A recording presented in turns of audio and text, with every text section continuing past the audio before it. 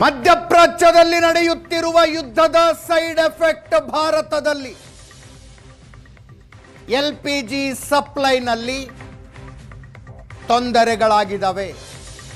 ಮೊದಲ ಇಂಪ್ಯಾಕ್ಟ್ ಕಾಣಿಸ್ತಾ ಇರೋದು ಕಮರ್ಷಿಯಲ್ ಗ್ಯಾಸ್ ಸಿಲಿಂಡರ್ಗಳಲ್ಲಿ. ಮಹಾನಗರಗಳಲ್ಲಿ ಕಮರ್ಷಿಯಲ್ ಸಿಲಿಂಡರ್ಗಳ ಹಾಹಾಕಾರ. ಬೆಂಗಳೂರು, ಮುಂಬೈ, ಚೆನ್ನೈ, ದೆಹಲಿಯಲ್ಲಿ ಗ್ಯಾಸ್ ಸಿಲಿಂಡರ್ಗಳ ಕೊರತೆಯಾಗಿದೆ.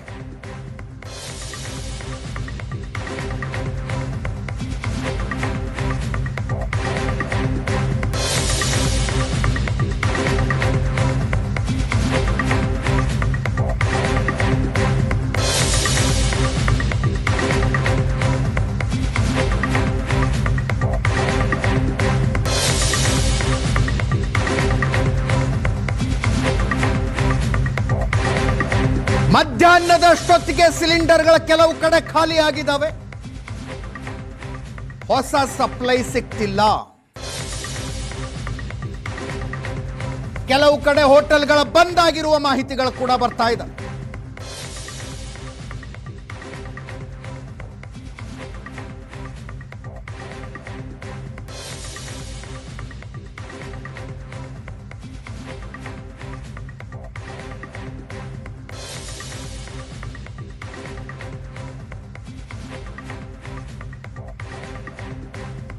ಬೆಂಗಳೂರಿಗೆ ಒಂದು ದಿನದ ಅವಶ್ಯಕತೆ 22,000 ವಾಣಿಜ್ಯ ಬಳಕೆಯ ಸಿಲಿಂಡರ್ಗಳ 22,000 ಸಿಲಿಂಡರ್ ಬೇಕು.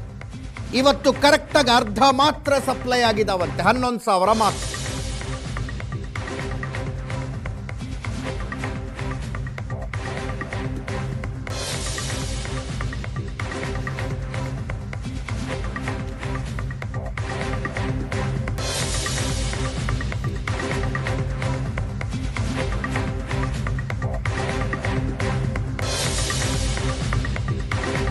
ಮೈಸೂರು, ಹಾವೇರಿ, ವಿಜಯಪುರ, ಬೀದರ್, ಚಿಕ್ಕಮಗಳೂರು, ಯಾದಗಿರಿ, ಧಾರವಾಡ, ರಾಯಚೂರು, ಕೊಪ್ಪಳಗಳಲ್ಲಿ ಸಿಲಿಂಡರ್ಗಳ ಕೊರತೆ ಕಾಣಿಸ್ತಾ ಇದೆ. ವಾಣಿಜ್ಯ ಸಿಲಿಂಡರ್ಗಳು.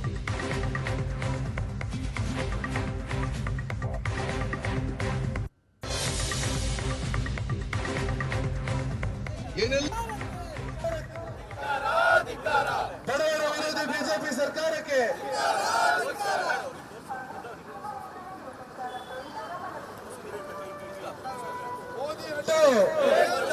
ಮೋದಿ ಹಠ. ಯೂತ್ ಕಾಂಗ್ರೆಸ್ ಧಿಕ್ಕಾರ ಧಿಕ್ಕಾರ ಧಿಕ್ಕಾರ ಧಿಕ್ಕಾರ. ಬಡವರ ವಿರೋಧಿ ಬಿಜೆಪಿ ಸರ್ಕಾರಕ್ಕೆ, ಬಡವರ ವಿರೋಧಿ ಬಿಜೆಪಿ ಸರ್ಕಾರಕ್ಕೆ ಯೂತ್ ಕಾಂಗ್ರೆಸ್. ಕಮರ್ಷಿಯಲ್ ಅಲ್ಲಿ ತುಂಬಾ ಕೊರತೆ ಆಗಿದೆ. ಕಮರ್ಷಿಯಲ್ ಪೂರ್ತಿ ಸ್ಥಗಿತವಾಗಿದ್ದರಿಂದ ಕಮರ್ಷಿಯಲ್ ಸ್ಥಗಿತವಾಗಿದೆ. ಡೊಮೆಸ್ಟಿಕ್ ಅಲ್ಲಿ ಸಪ್ಲೈ ಆಗ್ತಾ ಇದೆ, ಅದೇನು ಪರ್ಪಸ್ ನಡೀತಾ ಇದೆ, ಅದೇನು ಪ್ರಾಬ್ಲಮ್ ಆಗ್ತಾ ಇಲ್ಲ. ನಮ್ಮ ಹೋಟೆಲ್ ಪರ್ಪಸ್ ಇರ್ಬೋದು, ನಮ್ಮ ಚೌಟ್ರಿ ಇರ್ಬೋದು, ರಾಮಯ್ಯ ಟೆಕ್ನಾಲಜಿ ಇರ್ಬೋದು, ಈ ತರ ಹೋಟೆಲ್ಗಳಿಗೆಲ್ಲ ತುಂಬಾ ಮಕ್ಕಳು ವಿದ್ಯಾರ್ಥಿಗಳಿಗೆ ತುಂಬಾ ತೊಂದರೆ ಆಗ್ತಾ ಇದೆ. ಹೋಟೆಲ್ ಪರ್ಪಸ್ ಅಲ್ಲಿ ಹಾಸ್ಟೆಲ್ಗಳಿಗೆಲ್ಲ ತುಂಬಾ ಪ್ರಾಬ್ಲಮ್ ಆಗ್ತಾ ಇದೆ. ಗ್ಯಾಸ್ ಬರೋದ್ರಿಂದ ನಾವು ಹೋಟೆಲ್ ಬಂದ್ ಮಾಡೋದೇ 100%. ಯಾಕಂತ ಹೇಳಿದ್ರೆ ಬೇರೆ ವಿಚಾರನೇ ಇಲ್ಲ ನಮ್ಮ ಕಡೆ. ಯಾಕಂದ್ರೆ ಬೇರೆ ಪರ್ಯಾಯ ವ್ಯವಸ್ಥೆ ಅದಕ್ಕೆ ಏನೂ ಇಲ್ಲ. 10-15 ವರ್ಷ ಹಿಂದೆ ಕಟ್ಟಿಗೆ ಒಲೆ ಎಲ್ಲ, ಈಗ ನನ್ನ ಲೆಕ್ಕದಾಗೆ 100% ಇಲ್ಲ. ಆದ್ದರಿಂದ ಭಾಳ ಕಷ್ಟ. ಈಗ ಸರಿದೂಗಿಸೋಕೆ ಸಾಧ್ಯನೇ ಇಲ್ಲ. ಇವತ್ತು ಬಂದ್ ಮಾಡೋ ಪರಿಸ್ಥಿತಿ, ಕಾರ್ಮಿಕರದು ಹಾಹಾಕಾರ ಆಗ್ಬೋದು. ಯಾವ ರೀತಿ ಮಾಡೋದು, ಕೋವಿಡ್ಗಿಂತ ವಿಭಿನ್ನವಾಗಿ ಇದು ಆಗ್ತಾ ಇದೆ ಅಂತೇಳಿ ನಮ್ಗೆ ಅನಿಸ್ತಾ ಇದೆ. ಹೊರಗಡೆ ಯುದ್ಧ ಆಗ್ತಿರೋದ್ರಿಂದ ದಯವಿಟ್ಟು ಹೋಟ್ಲುಗಳನ್ನ ನಿಲ್ಲಿಸ್ಬಿಡಿ ಅಂದರೆ ಕಾರಣಾಂತರಗಳಿಂದ ನಿಲ್ಲಿಸ್ಬಿಡ್ಬೋದು. ಯಾಕಂದರೆ ಪ್ರಪಂಚಕ್ಕೆ ತೊಂದರೆ ಆದಾಗ ನಮಗೂ ಒಂದು ತೊಂದರೆ ಆಗುತ್ತೆ ಅಂತ. ವಿತೌಟ್ ಇಂಟಿಮೇಷನ್ನು ಏನೂ ಇಲ್ಲದೆ ಹೋಟ್ಲುಗಳ ಉದ್ಯೋಗ ಇದು. ಈಗ ನಾವು ಹೋಟ್ಲ್ ಇಲ್ಲ ಅಂದರೆ ನೂರಾರು ಜನ ಊಟಕ್ಕೆ ಬರ್ತಾರೆ, ಅವ್ರಿಗೂ ತೊಂದರೆ ಆಗುತ್ತೆ. ಇಲ್ಲಿ ನಾವು ಅಡುಗೆ ಮಾಡಲಿಲ್ಲ ಅಂದರೆ ಅವ್ರು ಬೈಕೊಂಡು ಹೋಗ್ತಾರೆ. ಇದೆಲ್ಲ ಸಮಸ್ಯೆಗಳಾಗ್ಬಿಟ್ಟು 3-4 ದಿನದಿಂದ ನಮಗೆ ಕಮರ್ಷಿಯಲ್ ಸಿಲಿಂಡ್ರೇ ಬರ್ತಾ ಇಲ್ಲ. ಹೋಟ್ಲು ಉದ್ಯೋಗ ಹೆಂಗೆ ನಡೆಸೋದು? ತುಂಬ ಕಷ್ಟ ಆಗ್ತಾಯಿದೆ. ಹೋಟೆಲ್ ನಡೆಸಲಿಕ್ಕೆ ತುಂಬ ಕಷ್ಟ ಆಗ್ತಾಯಿದೆ. ಹೀಗೆ ಮುಂದುವರೆದ್ರೆ ಇನ್ನೂ ಕಷ್ಟ ಆಗ್ತದೆ. ಬೆಂಗಳೂರಿನಲ್ಲಿ ಆಲ್ರೆಡಿ ಹೋಟೆಲ್ಗಳೆಲ್ಲ ಕ್ಲೋಸ್ ಆಗ್ತಾಯಿದೆ. 80% ಬೆಂಗಳೂರಿನಲ್ಲೇ ಇರ್ತಕ್ಕಂಥ ಹೋಟೆಲ್, 9,000 ಹೋಟೆಲ್ಗಳಿದೆ. ಕರ್ನಾಟಕ ರಾಜ್ಯದಲ್ಲಿ ಒಟ್ಟು 40,000 ಹೋಟೆಲ್ಗಳಿದೆ. ಅದರಲ್ಲಿ 8,000 ಹೋಟೆಲ್ಗಳು ಬೆಂಗಳೂರಿನಲ್ಲೇ ಇದೆ. ನಮ್ಮ ಹೋಟೆಲ್ ಸಂಘದ ಅಧ್ಯಕ್ಷರಾದಂಥ ಸುಬ್ರಹ್ಮಣ್ಯ ಅವರು ಈಗಾಗಲೇ ಕೇಂದ್ರ ಸರ್ಕಾರಕ್ಕೆ ಪತ್ರವನ್ನು ಬರೆದಿದ್ದಾರೆ. ಇದ್ರ ಬಗ್ಗೆ ನೋಡಬೇಕು ಇನ್ನು 2-3 ದಿನಗಳಲ್ಲಿ ಯಾವ ರೀತಿ ಕ್ರಮ ತಗೊಳ್ತಾರೆ ಅಂತ. ಮೈಸೂರು ನಗರಾದ್ಯಂತ ಕಮರ್ಷಿಯಲ್ ಸಿಲಿಂಡರ್ ಏನಿದೆ ಅದನ್ನೆಲ್ಲ 50% ನಿಲ್ಲಿಸಿರೋದ್ರಿಂದ ಇನ್ನೊಂದು 3-4 ದಿನದಲ್ಲೇ HP ಗ್ಯಾಸ್ ಬರ್ತಾ ಇದೆ. ಅದೇನೋ ನಿಂತು ಹೋಗ್ಬಿಟ್ರೆ ಮೈಸೂರು ನಗರಾದ್ಯಂತ ಹೋಟ್ಲುದ್ಯಮ ಸ್ಥಗಿತ ಆಗಿದೆ. ನಾವೆಲ್ಲ ಬೀದಿಗೆ ಬಂದು ಮತ್ತೆ ಧರಣಿ ಪ್ರತಿಭಟನೆ ಮಾಡಬೇಕಾಗತ್ತೆ. ಸರ್ಕಾರ ಎಚ್ಚೆತ್ತುಕೊಂಡು ಆದಷ್ಟು ಬೇಗ ಇದನ್ನು ಬಗೆಹರಿಸಲಿ ಅಂತ ಹೇಳ್ಬಿಟ್ಟು ನಾವು ಕೇಂದ್ರ ಸರ್ಕಾರವನ್ನು ನಿನ್ನೆಲ್ಲ ಪತ್ರಗಳು ಬರೆದಿದ್ದೀವಿ. ಗ್ಯಾಸೇ ಕೊಡ್ತಾ ಇಲ್ಲ, ಭಾಳ ತ್ರಾಸ.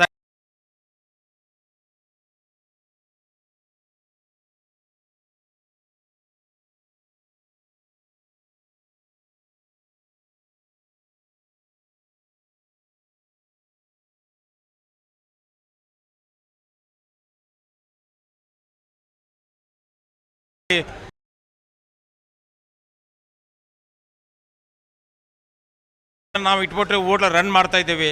16 kgಗೆ 1480 ಇತ್ತು ಸರ್, ಈಗ 115 ಅಂದರೆ ಬರೋಬ್ಬರಿ 18 ಮಾಡ್ಯಾರ. ಹೌದು, ಅದು ಮತ್ತು ಸರ್ವಿಸ್ ಎರಡು ಒಂದು ಕೊಡ್ತಾರೆ. ಅದು ಊರೆಲ್ಲ ಅಡ್ಡಾಡಿ ತಂದು ಕೊಡ್ತಾರೆ.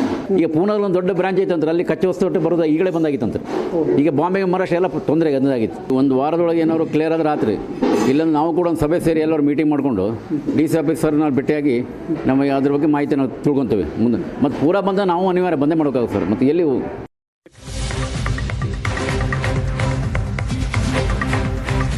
ಉತ್ಪಾದನೆ ಹೆಚ್ಚಳಕ್ಕೆ ಕೇಂದ್ರ ಸರ್ಕಾರ ಸೂಚನೆ ಕೊಟ್ಟಿದೆಯಂತೆ ತೈಲ ಮಾರಾಟ ಕಂಪನಿಗಳಿಗೆ.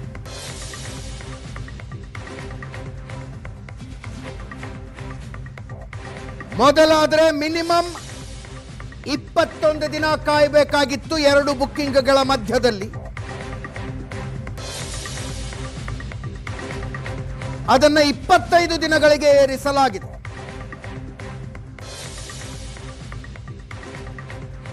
ಅದರ ಜೊತೆಗೆ ಆಲ್ಟರ್ನೇಟಿವ್ ಮಾರ್ಕೆಟ್ಗಳನ್ನು ಹುಡುಕಲಾಗ್ತಾ ಇದೆಯಂತೆ. ಅಲ್ಜೀರಿಯಾ, ಆಸ್ಟ್ರೇಲಿಯಾ, ಕೆನಡಾ, ನಾರ್ವೆಯಿಂದ LPG ತರಿಸಿಕೊಳ್ಳಬಹುದಾ ಅಂತ.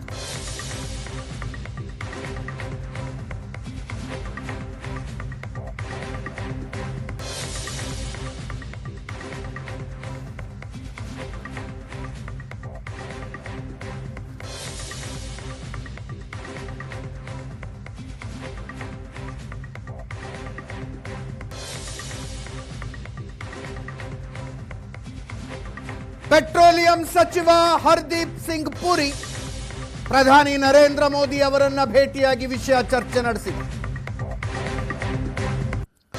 ವಿದೇಶಾಂಗ ಸಚಿವ ಜೈಶಂಕರ್ ಅವರು ಕೂಡ ಈ ಸಭೆಯಲ್ಲಿದ್ದರಂತೆ.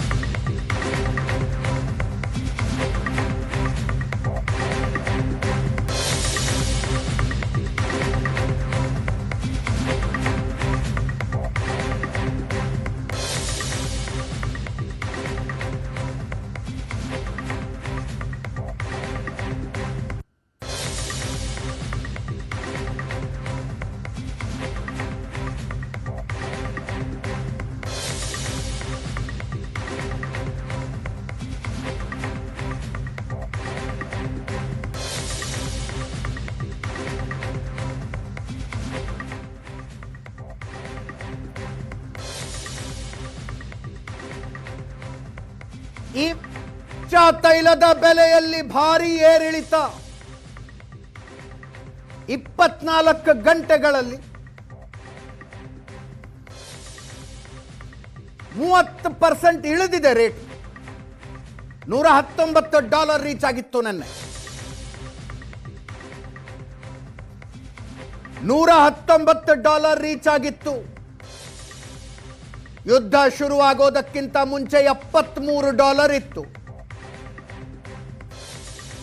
ಏರಿಳಿತ ಕಾಣ್ತಾ ಕಾಣ್ತಾ $119 ತನಕ ಹೋಗಿತ್ತು. ನೆನ್ನೆ ಒಂದೇ ದಿನ 32% ಏರಿದ್ದು, ಆ ನಂತರ 30% ಇಳಿದಿದೆ.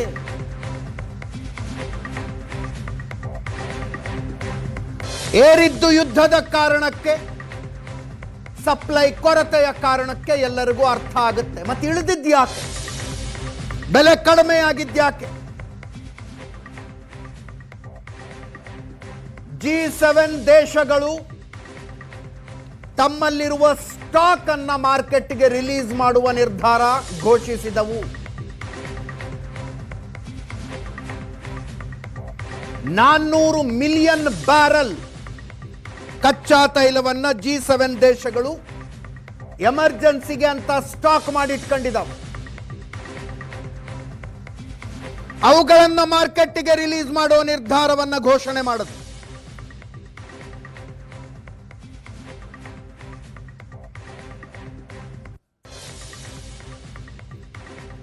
ಅದರ ಜೊತೆಗೆ ಇಂಟರ್ನ್ಯಾಷನಲ್ ಎನರ್ಜಿ ಏಜೆನ್ಸಿ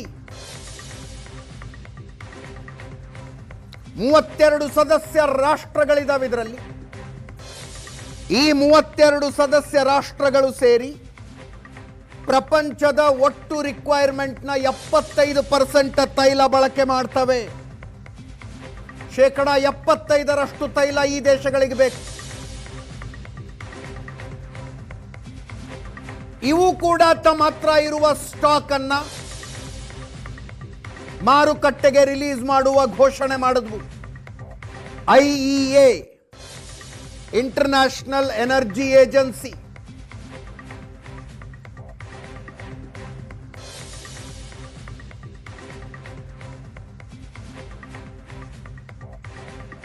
ತೈಲ ಮಾರುಕಟ್ಟೆಯಲ್ಲಿ ದೊಡ್ಡ ಏರಿಳಿತ ಆಗದಂತೆ ಮುಂದುವರಿದ ದೇಶಗಳ ಮುನ್ನೆಚ್ಚರಿಕೆ ವಹಿಸ್ತಾ ಇದ್ದಾವೆ.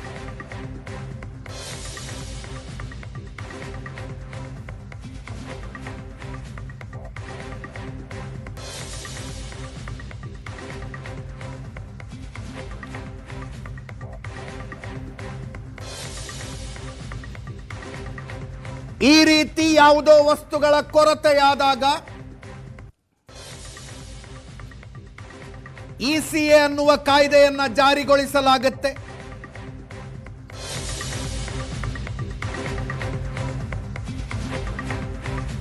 ಅಗತ್ಯ ವಸ್ತು ಕಾಯ್ದೆ ಅಂತಾರೆ, ಎಸೆನ್ಷಿಯಲ್ ಕಮೋಡಿಟಿ ಆಕ್ಟ್.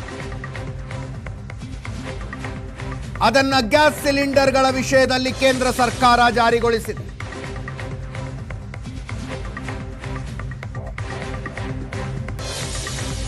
ಅಗತ್ಯ ವಸ್ತುಗಳ ಕಾಯ್ದೆ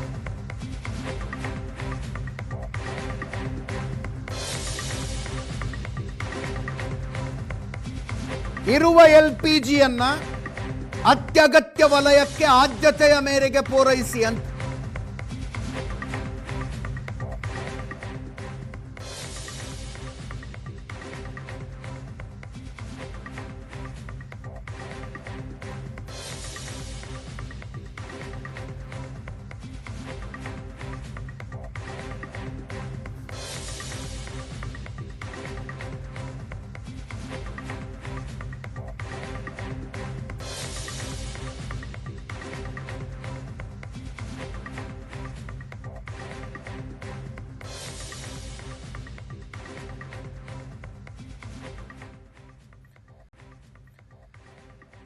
ನನ್ನ ಕೊಲೀಗ ಪ್ರಶಾಂತ್ ನಾಥ್ ನೇರ ಸಂಪರ್ಕದಲ್ಲಿದ್ದಾರೆ. ಜೊತೆಗೆ ರವೀಂದ್ರನಾಥ್ ಕೌಶಿಕ್ ಆರ್ಥಿಕ ತಜ್ಞರು ನಮ್ಮ ಜೊತೆಗೆ ನೇರ ಸಂಪರ್ಕದಲ್ಲಿದ್ದಾರೆ. ಪ್ರಶಾಂತ್, ಇದು ಏಕಾಏಕಿ ಒಂಥರ ಕೊರತೆ ಅನ್ನೋದು ಭುಗಿಲೆದ್ದಂಗೆ ಆಗಲಿಲ್ವಾ? ನಾವೇನು ಅನ್ಕೊಂಡಿದ್ವಿ, ಕೊರತೆ ಪೈಲಪ್ ಆಗ್ತಾ ಹೋಗುತ್ತೆ ಅನ್ಕೊಂಡಿದ್ವಿ.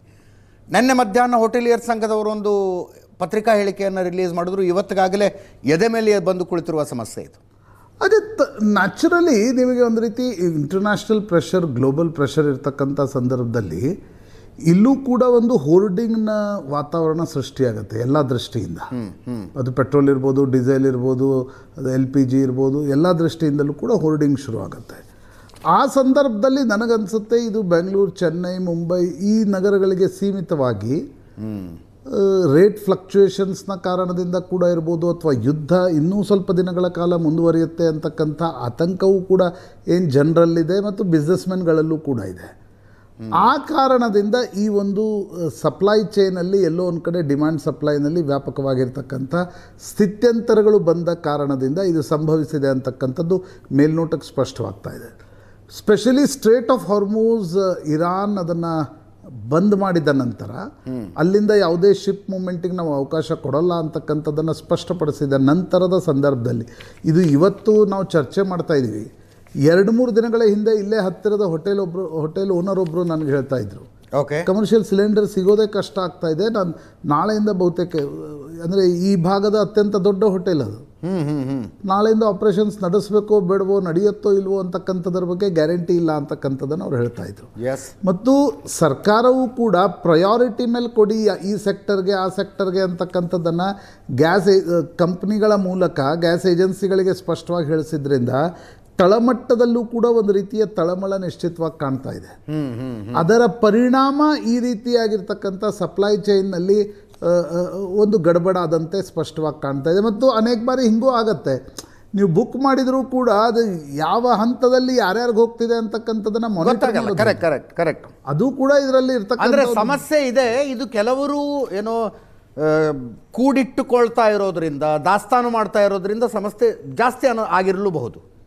ಡೆಫಿನೆಟ್ಲಿ. ಈಗ ನೀವು ನಾನು ಪೆಟ್ರೋಲ್ ಡೀಸೆಲ್ಲೂ ಕೂಡ ಗಮನಿಸ್ತಾ ಇದ್ದೆ. ಮೊನ್ನೆ ನಾನು ಇಲ್ಲಿ ರೆಡ್ಡಿ ಪೆಟ್ರೋಲ್ ಪಂಪ್ ಇದೆ ಅಲ್ವಾ, ಇಡೀ ಜನ ಪ್ರತಿಯೊಂದು ಕಾರು ಪ್ರತಿಯೊಂದು ಬೈಕು, ಅದರ್ವೈಸ್ ಅಲ್ಲಿ ಅಷ್ಟು ರಶ್ ಇರಲ್ಲ, 2 ಗಾಡಿ 3 ಗಾಡಿ ಇರುತ್ತೆ. ಚಾಲುಕ್ಯ ಹೋಟೆಲ್ ದಾಟಿ ಇತ್ತದ ಲೈನ್. ನಾನು ಹಂಗೆ ಯಾಕೆ ಅಂತ ಕೇಳಿದರೆ ಪ್ರತಿಯೊಬ್ಬನು ಫುಲ್ ಟ್ಯಾಂಕ್ ಮಾಡಿಸ್ತಾ ಇದ್ರು. ನಾಳೆ ಏನಾಗುತ್ತೋ ಏನೋ ಗೊತ್ತಿಲ್ಲ ಅಂತಕ್ಕಂಥದ್ದು. ಸೊ ಸಿಲಿಂಡರ್ನ ಸಂದರ್ಭದಲ್ಲೂ ಕೂಡ ಅದಾಗ್ತಾ ಇದೆ.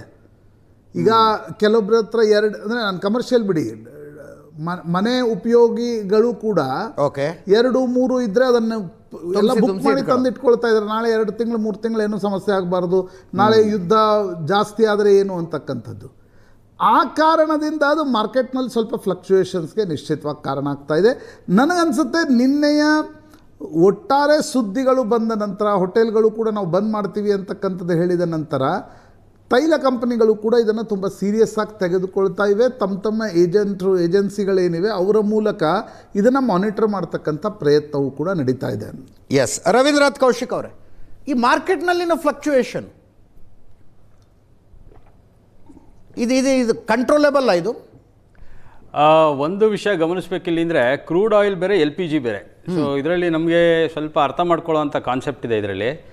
ಸೊ ಈಗಿನ ಪರಿಸ್ಥಿತಿ ಆಗ್ತಾ ಇರೋದು LPG ಮೇಲೆ, ಕ್ರೂಡ್ ಆಯಿಲ್ ಮೇಲೆ. ನೀವು ಬ್ರೆಂಟ್ ಪ್ರೈಸ್ ಎಲ್ಲ ತೋರಿಸ್ತಾ ಇದ್ರಲ್ಲ, ನಿನ್ನೆ ಇವತ್ತಿಗೆ $30 ಕಡಿಮೆ ಆಗಿದೆ ಅಂತ. ಇವತ್ತು ಕ್ಲೋಸಿಂಗ್ ಮಾರ್ಕೆಟ್ ಇನ್ನೂ ನಡೀತಾ ಇದೆ, ಬಟ್ ಸಾಮಾನ್ಯವಾಗಿ ಇಳಿತಾ ಕಾಣ್ತಾ ಇದೆ ಬ್ರೆಂಟಲ್ಲಿ. ಯಾಕೆಂದ್ರೆ ನಿನ್ನೆ ಟ್ರಂಪ್ ಕೊಟ್ಟಂತ ಸ್ಟೇಟ್ಮೆಂಟ್ ಇರ್ಬೋದು, G7 ಮೀಟಿಂಗು, ಮತ್ತೆ ಟ್ರಂಪ್ ಏನಂತ ಹೇಳಿದ್ರು, ಈ ವಾರ್ ಇನ್ನೊಂದು 4 ದಿವಸ ಇದರಲ್ಲಿ ನಿಲ್ಲಿಸ್ಬಿಡ್ತೀವಿ ಅಥವಾ 4 ವಾರದ ಒಳಗಡೆ ನಿಲ್ಲಿಸ್ಬಿಡ್ತೀವಿ ಅಂತೆಲ್ಲ ಹೇಳಿದ್ರು. ಸೊ ಆ ಸ್ಟೇಟ್ಮೆಂಟ್ಗಳಿಂದ ಇವತ್ತು ನಮ್ಮ ಶೇರ್ ಸೂಚ್ಯಾಂಕನೂ ನೋಡ್ಬೋದು ನೀವು. ಇವತ್ತು BSE ಮತ್ತು NSE ಇಂಡೆಕ್ಸ್ ಇವತ್ತು ಕ್ಲೋಸ್ ಆಯ್ತಲ್ಲ 3 ಗಂಟೆಗೆ, ಸ್ವಲ್ಪ ಏರ್ ಇದರಲ್ಲಿ ಕ್ಲೋಸ್ ಆಗಿದೆ ಮಾರ್ಕೆಟ್. ಹಂಗಾಗಿ ಎಲ್ಲ ಒಂದ್ ಕಡೆ ಪಾಸಿಟಿವ್ ರಿಯಾಕ್ಷನ್ಸ್ ಬರ್ತಾ ಇದೆ ಮಾರ್ಕೆಟಲ್ಲಿ. ಆಮೇಲೆ ನೀವು ಹೇಳ್ದಂಗೆ ಈ ಬೆಲೆ, ಸಿಲಿಂಡರ್ ಬೆಲೆಗಳು ಅಥವಾ ಇದ್ರದ್ದು ಕಂಟ್ರೋಲ್ ಮಾಡೋಕ್ಕಾಗತ್ತೋ ಇಲ್ವೋ ಅನ್ನೋದಕ್ಕೆ ಆಗಲೇ ಸರ್ಕಾರ, ಕೇಂದ್ರ ಸರ್ಕಾರದವ್ರು ಆಗಲೇ ಪ್ರಯಾರಿಟಿ ಮುಖಾಂತರ ಇದನ್ನು ಸುಮಾರಾಗಿ ವಿಷಯಗಳನ್ನ ತಿಳ್ಕೊಂಡಿದ್ದಾರೆ. ಒಂದೇನಪ್ಪ ಅಂದರೆ, executive directors of all the 4 major oil companies ಇದೆಯಲ್ಲ, ಅವ್ರನ್ನೆಲ್ಲ ಕರೆಸಿ ಒಂದು ಟೀಮ್ ಮಾಡಿದ್ದಾರೆ. ಟೀಮ್ ಮಾಡಿಬಿಟ್ಟು ಎಲ್ಲ ಅಸೋಸಿಯೇಷನ್ಸು, ಹೋಟೆಲ್ ಅಸೋಸಿಯೇಷನ್ಸು ಮತ್ತು ರೆಸ್ಟೋರೆಂಟ್ಸ್ ಆ್ಯಂಡ್ ಬಾರ್ ಅಸೋಸಿಯೇಷನ್ಸು, ಇವ್ರನ್ನೆಲ್ಲ ಕರೆಸ್ಬಿಟ್ಟು ಅವ್ರ ಜೊತೆ ಮಾತಾಡಿ ಯಾವ ಥರ ಇದನ್ನು ಇದು ಮಾಡ್ಬೋದು ಅನ್ನೋದ್ರ ಬಗ್ಗೆ ಆಗಲೇ ಮಾತುಕತೆ ನಡೀತಾ ಇದೆ. ಸೊ ಇದು ಟೆಂಪ್ರವರಿ ಫಿನಾಮಿನಾ. ಇದು ಇನ್ನೊಂದು 2-3 ದಿವಸದಲ್ಲಿ ಇದಕ್ಕೆಲ್ಲ ಶಾಶ್ವತ ಪರಿಹಾರ ಸಿಗುತ್ತೆ. ಒಂದು ಡೊಮೆಸ್ಟಿಕ್ ಗ್ರೌಂಡ್ ಲೆವೆಲ್ನಲ್ಲಿ ಪ್ರಾಬ್ಲಮ್ ಅವಾಯ್ಡ್ ಮಾಡೋಕ್ಕಾಗೋದಿಲ್ಲ ಸರ್. ಸಪ್ಲೈ ಕಡಿಮೆ ಆದಂಗೆ ಈ ಪ್ರಾಬ್ಲಮ್ ಆಗೋದೇ ಅಲ್ಲ. ಅದೇ ಇವಾಗ ಇದು ಪರ್ಯಾಯ ಏನೇನಿದೆ ಅದೆಲ್ಲ ಮಾಡ್ತಾರೆ. ಇವಾಗ ನೋಡಿ, ಎಕ್ಸಾಂಪಲು ಇಂಡಸ್ಟ್ರಿಯಲ್ C3 ಮತ್ತು C2 ಅಂತ ಒಂದು ಇಂಡಸ್ಟ್ರಿಯಲ್ ಕನ್ಸಂಪ್ಷನ್ ಗ್ಯಾಸ್ ಇದೆ. ಅದನ್ನೇನು ಮಾಡ್ತಾರೆ, ಡೈವರ್ಟ್ ಮಾಡ್ತಾ ಇದ್ದಾರೆ ಇವಾಗ. ಅದರ್ ದೆನ್ ಇಂಡಸ್ಟ್ರಿಯಲ್ಲು, ಇವನ್ ಡೊಮೆಸ್ಟಿಕ್ಗೆ ಮತ್ತು ಹಾಸ್ಪಿಟಲ್ಸ್ಗೆ, ಎಜುಕೇಷನಲ್ ಇನ್ಸ್ಟಿಟ್ಯೂಷನ್ಸ್ಗೆ, ಸೊ ಅದಕ್ಕೂ ಡೈವರ್ಟ್ ಮಾಡ್ತಾ ಇದ್ದಾರೆ. ಹಂಗಾಗಿ ಕೊರೋನಾ ಕಾಲದಲ್ಲಿ ಆಕ್ಸಿಜನ್ ಹೆಂಗೆ ಡೈವರ್ಟ್ ಮಾಡಿ ಮೆಡಿಕಲ್ ಯೂಸಿಗೆ ಫಸ್ಟ್ ಪ್ರಿಫರೆನ್ಸ್ ಅಂದಿದ್ರು. ಹೌದು, ನೀವು ಹೇಳಿದ್ರಲ್ಲ ಎಸೆನ್ಷಿಯಲ್ ಕಮಾಡಿಟೀಸ್ ಆಕ್ಟ್ ಅಂತ ಎಸ್ಮಾ ಜಾರಿಗೊಳಿಸಿದ್ದಾರೆ ಅಂತ. ಸೊ ಆ ಆಕ್ಟ್ ಪ್ರಕಾರನೇ ಈಗ ಡೊಮೆಸ್ಟಿಕ್ ಸಿಲಿಂಡರ್ಸ್ ಇರ್ಬೋದು, ಮತ್ತೆ ಕಮರ್ಷಿಯಲ್ ಈ ರೆಸ್ಟೋರೆಂಟ್ಸು ಮತ್ತೆ ಹೋಟೆಲ್ ಇಂಡಸ್ಟ್ರೀಸ್ ಏನಿದೆ, ಸೊ ಅದನ್ನು ಈಗ ಅದಕ್ಕೆ ಸಂಬಂಧಪಟ್ಟಂಗೆ ಏನು ಅನುಕೂಲಗಳು ಮಾಡಬೇಕು ಅದನ್ನ ಕೇಂದ್ರ ಸರ್ಕಾರ ಆಗಲೇ ಇದಕ್ಕೆ ಇದನ್ನು ತಗೊತಾ ಇದ್ದಾರೆ. ಸೊ ಎಲ್ಲೋ ಒಂದು ಕಡೆ ನಾಥೂರ್ ಸರ್ ಹೇಳ್ದಂಗೆ, ಎಲ್ಲೋ ಒಂದು ಕಡೆ ಇದು ಸ್ಟಾಕಿಂಗ್ ಮಾಡ್ತಾ ಇರ್ಬೋದು, ಸ್ಟಾಕ್ ಆಗ್ತಾ ಇರ್ಬೋದು, ಅದರಿಂದ ಟೆಂಪ್ರವರಿ ಡಿಮ್ಯಾಂಡ್ ಕ್ರಿಯೇಟ್ ಮಾಡ್ತಾ ಇದ್ದಾರೆ ಅಷ್ಟೇನೆ. ಇದರಲ್ಲಿ ಬೇರೆ ಏನು ನಡೀತಾ ಇಲ್ಲ ಅಂತ ನಾನು ಅಂದ್ರೆ ನೀವು ಹೇಳೋದು ಸಮಸ್ಯೆ ಎಷ್ಟು ಅಂದ್ರೆ ಆನ್ ಸ್ಟ್ರೀಟ್ ಕಾಣಿಸ್ತಾ ಇದೆ, ಅಷ್ಟು ಸಮಸ್ಯೆ ಇರ್ಲಿಕ್ಕಿಲ್ಲ ಅಂತ. ಅಷ್ಟೊಂದು ಇರಲಿಕ್ಕಿಲ್ಲ. ಇವಾಗ ಡೊಮೆಸ್ಟಿಕ್ ಸಿಲಿಂಡರ್ ಅಷ್ಟೇ. ಡೊಮೆಸ್ಟಿಕ್ ಸಿಲಿಂಡರ್ ನೆನ್ನೆ ಎಲ್ಲ ಯಾರ್ಯಾರ ಹೆಸರಲ್ಲಿ ಡೊಮೆಸ್ಟಿಕ್ ಸಿಲಿಂಡರ್ ಇದೆ ಅವ್ರಿಗೆಲ್ಲ ಮೆಸೇಜ್ ಬಂದಿದೆ. ಯಾರ್ಯಾರ ಕಂಪ್ನಿಲಿ ನೀವು ಗ್ಯಾಸ್ ಏಜೆನ್ಸೀಸ್ ತೊಗೊಂಡಿದ್ದೀರೋ ಆ ಗ್ಯಾಸ್ ಏಜೆನ್ಸಿಯಿಂದ ನಿಮಗೆಲ್ಲ ಮೆಸೇಜ್ ಕಳಿಸಿದ್ದಾರೆ, ಯಾರು ಇದಕ್ಕೆಲ್ಲ ಆ ಥರ ಪಡಬೇಡಿ, ಸುಮ್ಮನೆ ಸಿಲಿಂಡರ್ಗಳನ್ನ ಬುಕ್ ಮಾಡಬೇಡಿ, ಎಲ್ಲದಕ್ಕೂ ನಮ್ಮಲ್ಲಿ ಇದಿದೆ, ಸ್ಟೋರ್ ಇದೆ, ಆಗಲೇ ಸ್ಟಾಕ್ ಇದೆ ನಮ್ಮ ಹತ್ರ, ಸೊ ನೀವು ಯಾರು ಮಾಡಬೇಡಿ ಅಂತ ಅವ್ರ ಮೆಸೇಜ್ಗಳು ಕಳಿಸಿದ್ದಾರೆ. ಎಲ್ಲ ಮೊಬೈಲ್ ಫೋನ್ಗಳಿಗೂ ಮೆಸೇಜು ಬಂದಿದೆ. ಸೊ ಇದೊಂಥರ ಆತಂಕ ಸೃಷ್ಟಿ ಮಾಡೋದು, ಏನೋ ಆಗ್ಬಿಟ್ಟಿದೆ, ಎಲ್ಲೋ ಆಗಿದೆ ಅಂತ. ಇದು ನಮ್ಮ ದೇಶಕ್ಕೆ ಒಂದೇ ಅಲ್ಲ, ಎಲ್ಲ ದೇಶಕ್ಕೂ ಆಗ್ತಾ ಇದೆ. ಹಂಗೆ ನೋಡೋಕೆ ಹೋದರೆ ಈ ಬೆಲೆ ಏರಿಕೆ ಇದೆಯಲ್ಲ, ಸಿಲಿಂಡರ್ ಮೇಲೆ ಬೆಲೆ ಏರಿಕೆ ಆಗಿರೋದು ಆ್ಯಕ್ಚುಲ್ ಆಗಿ ಬೆಲೆ ಏರಿಕೆ ಆಗಬೇಕಾಗಿದ್ದು ಟೋಟಲ್ ಪ್ರೈಸ್ ಬ್ಯಾಂಡ್ ಇರೋದು 970 ರೂಪೀಸ್ವರೆಗೂ ಬ್ಯಾಂಡ್ ಇದೆ. ಬಟ್ ಇಷ್ಟು ದಿವಸ ನಮಗೇನಿತ್ತು 855 ರೂಪೀಸ್ಗೆ ಸಿಲಿಂಡರ್ ಸಿಗ್ತಾ ಇತ್ತು. ಡೊಮೆಸ್ಟಿಕ್ಕು ನಾನ್ ಸಬ್ಸಿಡಿ ಸಿಲಿಂಡರ್ ಹೇಳ್ತಾ ಇರೋದು ನಾನು. ಅದನ್ನ 60 ರೂಪಾಯಿ ಜಾಸ್ತಿ ಮಾಡಿದ್ದಾರೆ. 14.2 kg ಸಿಲಿಂಡರ್ನ 60 ರೂಪಾಯಿನ ಜಾಸ್ತಿ ಮಾಡಿದ್ದಾರೆ. ಸೊ ಆ್ಯಕ್ಚುಲಿ ಬ್ಯಾಂಡ್ ವಿಡ್ತ್ ಇನ್ನೂ 970ವರೆಗೂ ಇದೆ. ಬಟ್ ಇನ್ನೂ ಕೇಂದ್ರ ಸರ್ಕಾರ ಅದಕ್ಕಿಂತ ಕಡಿಮೆದಲ್ಲೇ ಇಟ್ಟಿದ್ದಾರೆ. ಬೇರೆ ದೇಶಗಳು ನೋಡಿದ್ರೆ ನೀವು ಪಾಕಿಸ್ತಾನ ಅಥವಾ ಬೇರೆ ದೇಶಗಳು 1200, 1100 ರೂಪಾಯಿ ಎಲ್ಲ ಇದೆ ಡೊಮೆಸ್ಟಿಕ್ ಸಿಲಿಂಡರಲ್ಲಿ. ಸೊ ಹಂಗಾಗಿ ಎಲ್ಲೋ ಒಂದು ಕಡೆ ಸುಮ್ಮನೆ ಆತಂಕ ಸೃಷ್ಟಿ ಮಾಡೋದ್ರಲ್ಲಿ ಪ್ರಯೋಜನ ಇಲ್ಲ. ಇನ್ನೊಂದು 2-3 ದಿವಸ ಕಾಯಬೇಕಾಗತ್ತೆ. ಇದಕ್ಕೆಲ್ಲ ಪೂರ್ಣ ಪ್ರಮಾಣವಾದ ಉತ್ತರ ಸಿಗತ್ತೆ ಅಂತ ನನಗನ್ಸುತ್ತೆ. ಪ್ರಶಾಂತ್, ಕೇಂದ್ರ ಸರ್ಕಾರದ ಹತ್ರ ಇರೋ ಆಪ್ಷನ್ಸ್ ಯಾರು ಏನು? ನಾವು ಈಗ ಇಮಿಡಿಯೇಟಾಗಿ ನಾವು ಯುರೋಪಿಯನ್ ಕಂಟ್ರಿಗಳಿಂದ ತಗೊಂಡ್ಬಿಡ್ತೀವಿ, ಅಲ್ಲಿಂದ ಇಸ್ ಇಟ್ ಪಾಸಿಬಿಲಿಟಿ? ಅದಿತ್ತು ನೋಡಿ, ಈಗ ಸ್ಟ್ರೇಟ್ ಆಫ್ ಹಾರ್ಮೂಸ್ ದಿಂದ ಬಹುತೇಕ 70% LPG ಮೂವ್ಮೆಂಟ್ ಇದೆ ಅನ್ನೋದನ್ನು ಕೇಂದ್ರ ಸರ್ಕಾರವೇ ಹೇಳ್ತಾ ಇದೆ. ಸೊ ಕತಾರ್ನಲ್ಲಿ ಪ್ರೊಡಕ್ಷನ್ ಇಮಿಡಿಯೇಟ್ಲಿ ಬಿದ್ದು ಹೋಯಿತು. ಹೌದು, ಪ್ರೊಡಕ್ಷನ್ ಔಟ್ಪುಟ್ಟೇ ಬಿದ್ದು ಹೋದ ತಕ್ಷಣ ನಿಮಗೆ ನಮ್ಮ ಬಳಿ 25-30 4 ವಾರದ ಅಥವಾ 4ರಿಂದ 8 ವಾರದ ನಮ್ಮ ಬಳಿ ಸ್ಟಾಕ್ ಇದೆ ಅಂತ ಅಂದ್ಕೊಳ್ಳೋಣ. ಬಟ್ ನ್ಯಾಚುರಲಿ ಏನಾಗುತ್ತೆ, ನಾಳೆ ಸಮಸ್ಯೆ ಆಗುತ್ತೆ ಅನ್ನುವ ಕಾರಣಕ್ಕೋಸ್ಕರ ಏನು ಹೋರ್ಡಿಂಗಿಗೆ ಜನ ಇಳಿತಾರೆ. ಕಮರ್ಷಿಯಲ್ ಎಸ್ಟಾಬ್ಲಿಷ್ಮೆಂಟ್ಸ್ಗಳು ಕೂಡ ಇಳಿತವೆ. ಕೆಲವು ಪ್ಯೂರ್ ಬಿಸ್ನೆಸ್ ಮ್ಯಾನ್ಗಳಿದ್ದಾರೆ ಅಂತ ಅಂದ್ಕೊಳ್ಳೋಣ. ಹೌದು, ಬ್ಲ್ಯಾಕಲ್ಲಿ ಗ್ಯಾಸ್ ಏಜೆನ್ಸಿಗಳೇ ನೀವು ಅದನ್ನು ಹೆಂಗೆ ನೀವು ಮಾನಿಟರ್ ಯಾವ ಪ್ರಮಾಣದಲ್ಲಿ ಮಾನಿಟರ್ ನಡೆಯುತ್ತೆ ಅಂತಕ್ಕಂಥದ್ದು ನೋಡ್ಬೇಕು. ಮಾನಿಟರ್ ನಡೆಯುತ್ತೆ ನನಗೆ ಗೊತ್ತಿರುವ ಪ್ರಕಾರ. ಆದರೂ ಕೂಡ ಅದನ್ನು ಬೇರೆ ಬೇರೆ ಹೆಸರಲ್ಲಿ ತೆಗೆದುಕೊಂಡು ಹೋರ್ಡಿಂಗ್ ಇಟ್ಟರೆ ನಾಳೆ 2000 ರೂಪಾಯಿಗೆ ಹೋದರೆ ಹೌದು. ಸೊ ಅದು ಪ್ರಾಯಶಃ ಆ ಮನಸ್ಥಿತಿ ಇದೆ ಅಲ್ವಾ, ಅದರಿಂದಾಗಿ ಈ ಸಮಸ್ಯೆ ಉದ್ಭವ ಆಗ್ತದೆ. ಅದರ್ವೈಸ್ ಇವತ್ತಿಗೆ ಏನೋ ಒಂದು ಕಮರ್ಷಿಯಲ್ ಗ್ಯಾಸ್ ಸಿಲಿಂಡರ್ ಆಗಲಿ, ಮನೆಯಲ್ಲಿ ಬಳಕೆ ಮಾಡತಕ್ಕಂಥ ಗೃಹೋಪಯೋಗಿ ಗ್ಯಾಸ್ ಸಿಲಿಂಡರ್ಗಳ ಸಪ್ಲೈನಲ್ಲಾಗಲಿ ಏನೋ ವ್ಯತ್ಯಾಸ ಈಗೇನು ಆಗ್ತಾ ಇಲ್ಲ. ಬಟ್ 22,000 ಸಿಲಿಂಡರ್ಗಳು ಬೆಂಗಳೂರಿನ ರಿಕ್ವೈರ್ಮೆಂಟು 11,000 ಮಾತ್ರ ಬಂದಿದ್ದಾವೆ ಅಂದರು. ಅಲ್ಲ, ಈಗ ನನಗನ್ಸುತ್ತೆ ಅದನ್ನು ಸರಿ ಮಾಡುವ ನಿಟ್ಟಿನಲ್ಲಿ ಪೆಟ್ರೋಲಿಯಂ ಇಲಾಖೆಗೂ ಕೂಡ ಇಲ್ಲಿನ ಸಂಸದರು ಪತ್ರ ಬರೆದಿದ್ದಾರೆ, ಸ್ವತಃ ಮಾತಾಡಿದ್ದಾರೆ. ಅದೊಂದು ರೀತಿ ಏನಾಗುತ್ತೆ, ರೇಷನಿಂಗ್ ಶುರು ಆಗುತ್ತೆ ಆ ಸಂದರ್ಭ. ಕರೆಕ್ಟ್. ನಾಳೆ ಮುಂಬರುವ ದಿನಗಳಲ್ಲಿ 20 ದಿನದ ಸ್ಟಾಕ್ ಇದ್ದರೆ ಅದನ್ನು ಇನ್ನೊಂದು 5 ದಿನ ಮುಂದುವರಿಸೋದು ಹೇಗೆ ಅನ್ನುವ ಕಾರಣಕ್ಕೋಸ್ಕರ ರೇಷನಿಂಗ್ ಶುರು ಆಗುತ್ತೆ. ಆ ರೇಷನಿಂಗ್ನಿಂದ ಕಾರಣದಿಂದಾಗಿ ಇಲ್ಲಾಗ್ತಕ್ಕಂಥ ಇಂಪ್ಯಾಕ್ಟ್ ಏನಿದೆ ಅದು ಪ್ರಾಯಶಃ ಕೇಂದ್ರ ಸರ್ಕಾರದ ಗಮನಕ್ಕೂ ಬಂದಿದೆ. ಆ ಕಾರಣದಿಂದ ಯಾವ್ಯಾವ ಮೆಜರ್ಸ್ ತಗೋಬೇಕು ಆ ಮೆಜರ್ಸ್ ತೆಗೆದುಕೊಂಡ ನಂತರ ಐ ಥಿಂಕ್ 2 to 3 days ಇವೆಲ್ಲವೂ ಸಾಲ್ವ್ ಆಗಬಹುದು. But larger impact will be straight of ಹಾರ್ಮೂಸ್ will be close for n number of days. Correct. 1 ತಿಂಗಳು, 1.5 ತಿಂಗಳು, 2 ತಿಂಗಳು ಯುದ್ಧ ಮುಂದುವರಿತು ಅಂತಂದರೆ ನಿಶ್ಚಿತವಾಗಿ ನೀವು ಯುರೋಪಿಯನ್ ಕಂಟ್ರಿಗಳಿಂದ, ಈಗ ನಾರ್ವೆಯಿಂದ, ಬೇರೆ ಬೇರೆ ದೇಶಗಳ ಹೆಸರುಗಳ ನಾವು ಕೇಳ್ತಾ ಇದ್ದೀವಿ, ಅಲ್ಲಿಂದ ಬರುತ್ತೆ ಗ್ಯಾಸ್ ಸಿಲಿಂಡರ್ ಅಂತಕ್ಕಂಥದ್ದು. ಬಟ್ ಬರೋದು ಹೇಗೆ, ತರೋದು ಹೇಗೆ, ಅದರ ಪ್ರೈಸಿಂಗ್ ಹೇಗೆ, ಅದು ಮುಂದಿನ ಭಾಗ. ಯಾಕೆ ನನಗನ್ಸುತ್ತೆ ಇಮಿಡಿಯೇಟ್ ಕನ್ಸರ್ನ್ ಇರ್ತಕ್ಕಂಥದ್ದು ಸ್ಟ್ರೇಟ್ ಆಫ್ ಹಾರ್ಮೂಸ್ನ ಏನೊಂದು ಬಂದ್ ಮಾಡಿರ್ತಕ್ಕಂಥದ್ದಿದೆ, ಅದು ಇಂಟರ್ನ್ಯಾಷನಲ್ ಪ್ರೆಷರ್ನಿಂದಾಗಿ ಈ ಯುದ್ಧ ನಿಂತು ಏನಾದರೂ ಆಗತ್ತಾ ಅಂತಕ್ಕಂಥದ್ರ ಬಗ್ಗೆ ಹೋಪ್ಸ್ ಇಡಬೇಕಷ್ಟೆ. ಯಾಕಂದರೆ ನಿನ್ನೆ ಈಗ G7 ಕಂಟ್ರೀಸ್ ನಂತರ ನನಗನ್ಸುತ್ತೆ ಅಜಿತ್, ಮಾರ್ಕೆಟ್ ರೇಟಲ್ಲಿ ಈಗ ಕ್ರೂಡ್ ಆಯಿಲ್ ಬಗ್ಗೆ ಹೇಳ್ತಾ ಇದ್ರು 115, 116 ತನಕ ಹೋಯಿತು. ಇಲ್ಲ G7 ಫೈನಾನ್ಸ್ ಮಿನಿಸ್ಟರ್ ಸೇರ್ತಾರೆ ಅಂದ ತಕ್ಷಣ 105ಕ್ಕೆ ಇಳಿತು. ಕರೆಕ್ಟ್. ಹೌದು. ಈಗ ಅದು ಅಮೆರಿಕನ್ ಇಂಟರ್ವೆನ್ಷನ್ ಕಾರಣದಿಂದಾಗಿ ಒಂದು ಸ್ವಲ್ಪ ಕಡಿಮೆ ರೇಟ್ ಇದೆ. ಬಟ್ ಇದು ಇನ್ನೂ ಕೂಡ ಆನ್ ಗ್ರೌಂಡ್ ಆ್ಯಕ್ಚುಯಲ್ ನಿಮಗೆ ಏನಂತಾರೆ ಡೆಫಿಷಿಯನ್ಸಿನೋ ಅಥವಾ ಆನ್ ಗ್ರೌಂಡ್ ನಿಮ್ಮ ಬಳಿ ಸಪ್ಲೈ ಇಲ್ಲ ಅಂತಕ್ಕಂಥ ಸ್ಥಿತಿ ಇಲ್ಲ ಈಗ. ಹೌದು. ಹಾಗಿರುವಾಗ ಬರೀ ಸೆಂಟಿಮೆಂಟ್ಸ್ನ ಆಧಾರದ ಮೇಲೆ ಇದೆಲ್ಲ ನಡೀತಾ ಇದೆ.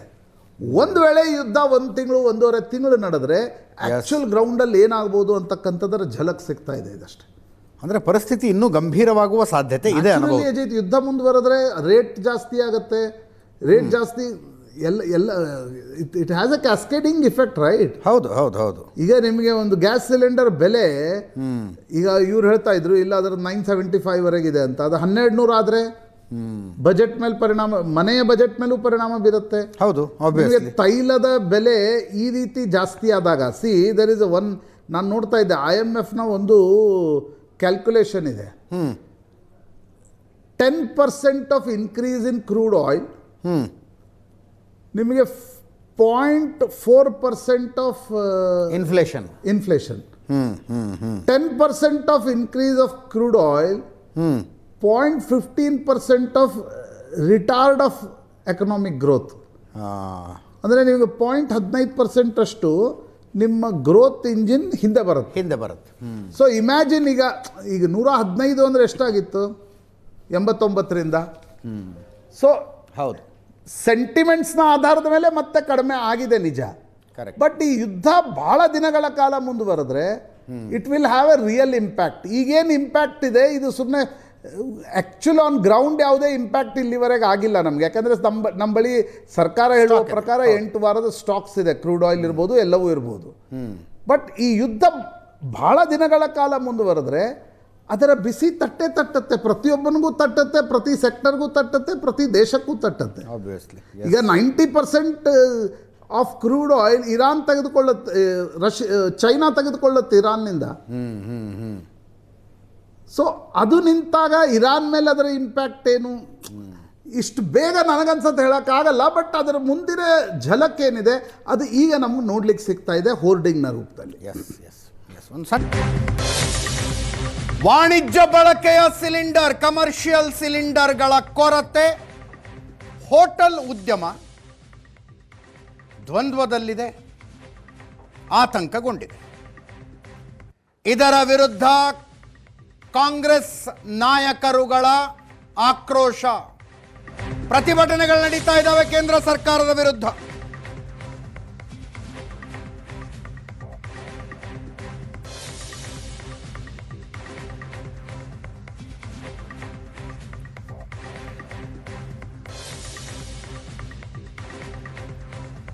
ಅನೇಕ ಹಿರಿಯ ನಾಯಕರುಗಳು ಮಾತಾಡಿದ್ರು. DCM DK ಶಿವಕುಮಾರ್, ಸಚಿವ ಪ್ರಿಯಾಂಕ ಖರ್ಗೆ, ಸಚಿವೆ ಲಕ್ಷ್ಮಿ ಹೆಬ್ಬಾಳ್ಕರ್, ಶಾಸಕ ಮಾಜಿ ಸಚಿವ RV ದೇಶಪಾಂಡೆ ಆದಿಯಾಗಿ